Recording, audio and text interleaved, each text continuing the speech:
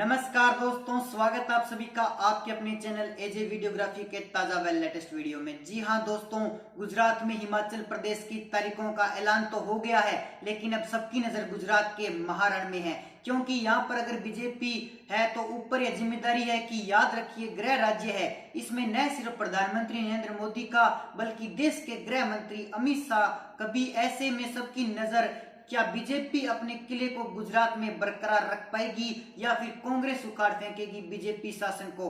लेकिन इस बार मामला इसलिए भी है क्योंकि आम आदमी पार्टी पूरी ताकत झोंक रही है। अरविंद केजरीवाल एक के बाद एक वहां पर रैलियां कर रहे हैं। गोपाल इटालिया उनके पार्टी के गुजरात अध्यक्ष लगातार हमलावर हैं। बीजेपी कह रही है कि गोपाल इटालिया गालियों की बौछार हो रही है, गुजराती अस्मिता पर प्रहार हो रहा है। लेकिन इन सब के बीच क्या होगा कि द्विपक्षीय मुकाबला या फिर त्रिकोणीय मुकाबला, तीनों पार्टियों के बीच। इन सभी पार्टियों का विश्लेषण जानने के लिए आप हमारी वीडियो को लास्ट तक जरूर देखिए, और अगर अभी तक आपने हमारे चैनल को सब्सक्राइब नहीं किया है तो आप हमारे चैनल को सब्सक्राइब जरूर कर लें।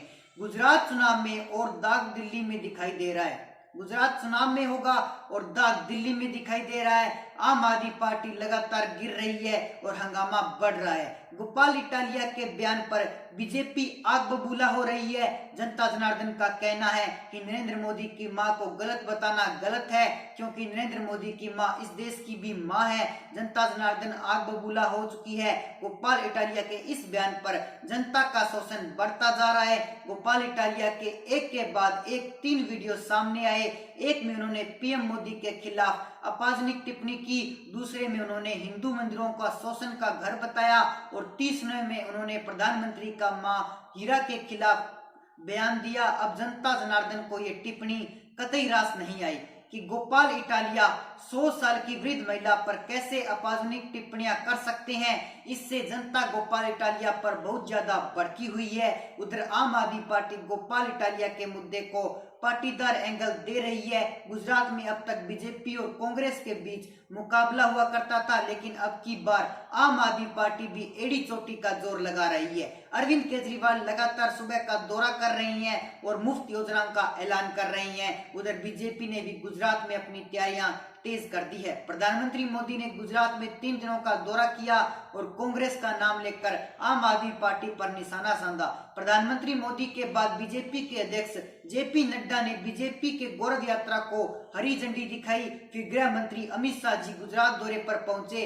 दिल्ली के मुख्यमंत्री अरविंद केजरीवाल 8 अक्टूबर को 2 दिन के गुजरात दौरे पर पहुंचे तो बीजेपी को कंस का वंश बता दिया। इसी बीच बीजेपी और आम आदमी पार्टी के बीच जारी जंग को कांग्रेस बुरा कुश्ती बता रही है। गुजरात का चुनाव इस बार दिलचस्प और त्रिकोणीय होगा। पहले केजरीवाल के दौरे और रेवड़िया के ऐलान ने आम आदमी पार्टी को मुकाबले में खड़ा किया, और अब गोपाल इटालिया विवादित वीडियो के आम आदमी पार्टी को ये सुर्खियां में बना रहे हैं। तो दोस्तों, अब पूरी जानकारी और गुजरात के 182 सीटों का जो हाल गुजरात के अंदर चल रहा है, कौन सी पार्टी इस बार गद्दी हासिल करेगी सीएम की, वो भी हम आपको बता देते हैं। तो वीडियो को लास्ट तक जरूर बन रही है। तो दोस्तों, शुरुआत करते हैं। गुजरात के 33 जिलों की सभी 182 विधानसभा सीटों पर राष्ट्रीय सट्टा बाजार ने जो अपनी पैनी नजर है वो टिकाई हुई है, जिसके मुताबिक सट्टा बाजार के व्यापारियों ने भी गुजरात की सभी 182 विधानसभा सीटों पर स्ट्रिक सर्वे कर सर्वे रिपोर्ट को देश के सामने रख दिया, और राष्ट्रीय सट्टा बाजार ने गुजरात की सभी 182 सीटों को 4 हिस्सों में बांटकर जो सर्वे किया, उसमें उत्तर गुजरात में 32 विधानसभा की सीटें हैं, और दक्षिण गुजरात में 35, मध्य गुजरात में 61 और सौराष्ट्र कच्छ की 54 विधानसभा सीटों पर सट्टा बाजार के व्यापारियों ने जनता जनार्दन के बीच में रहकर आम जनता की मन की बात को जानकर सर्वे तैयार किया है। शुरुआत करते हैं उत्तर गुजरात की 32 विधानसभा सीटों में से, जहां पर राष्ट्रीय सट्टा बाजार के व्यापारियों ने जनता जनार्दन के बीच में रहकर सर्वे किया और अन्य को 0 से 1 सीट जाने का अनुमान यहाँ पर लगाया था। वहीं आम आदमी पार्टी को 2 से 3 सीटें मिलने का अनुमान उत्तर गुजरात में सट्टा बाजार लगा चुका है, और कांग्रेस की चर्चा करें तो 6 से 9 सीटें कांग्रेस को मिल सकती है। तो वहीं भारतीय जनता पार्टी 18 से 21 सीटों पर अपना कब्जा कर सकती है। राष्ट्रीय सट्टा बाजार के व्यापारियों ने उत्तर गुजरात की 32 विधानसभा सीटों में से भारतीय जनता पार्टी को सबसे बड़ी पार्टी बनाते हुए 18 से 21 सीटें सौंप दी है। तो दक्षिण गुजरात की तरफ बढ़ें तो दक्षिण गुजरात की 35 विधानसभा सीटों में से राष्ट्रीय सट्टा बाजार ने 0 से 1 सीट अन्य के खाते में डाल दी है। तो वहीं 2 से 3 सीटें आम आदमी पार्टी को जाने का अनुमान लगाया गया है और 4 से 7 सीटें कांग्रेस का कब्जा कर सकती है। तो वहीं भारतीय जनता पार्टी 24 से 27 सीटों पर दक्षिण गुजरात में कब्जा करने वाली है।